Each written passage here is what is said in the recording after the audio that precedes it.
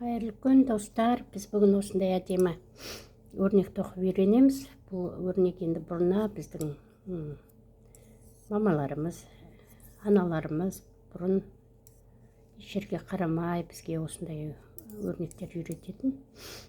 Енді өзімізде қазір апамыз. Осы өрнекті бүгін сіздерге көрсетейін деп шештім. Екі жағы бірдей болмайды. Бір ғана қатармен осылай әдемі өрнекті тоқимыз. Мұқият қарап отырыңыздар. Міне бірінші жіпті аламыз да бірінші қатарды түгел оңынан тоқып шығамыз. Оң тоқимыз тек. Бірінші қатар оң. Бұл өрнектің ешқандай қиындығы жоқ.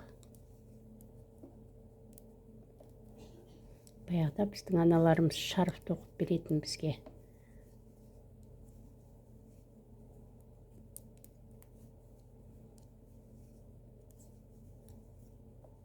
Ең соңғы жіпті теріс тоқып аламыз. Бұл арты.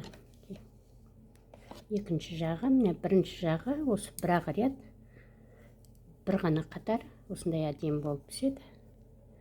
Енді екінші жағын, бірінші жағын тоқиық. Міне бірінші жіпті алып аласыздар. Екінші жіпті теріс тоқып аласыздар.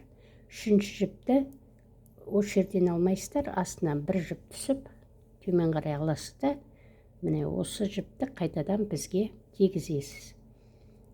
Мінекей, осы екі жіпті енді бірге тоқып аласыздар. Түкте қиындығы жоқ. Міне.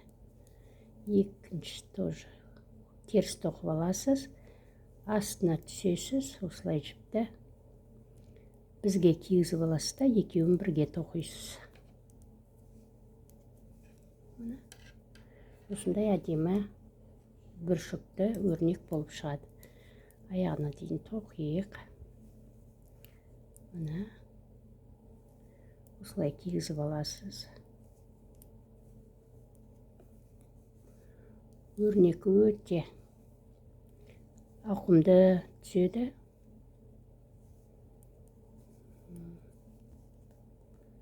Қалың жіптерге жақсы түседі. Қыстық бұйымдарға өте жақсы түседі.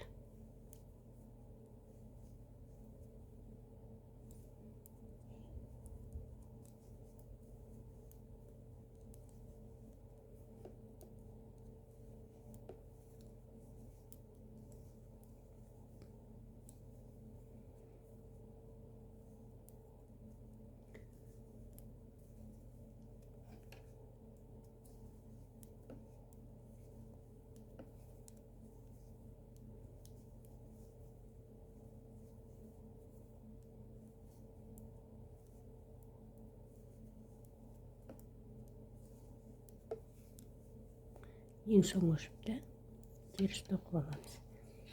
Көрдіңіздер ме? Өте жақсы әдемі түседі. Осыны қайталап тоқыңыздар. Бірінші мына қатарды тек оң тоқып аласыздар.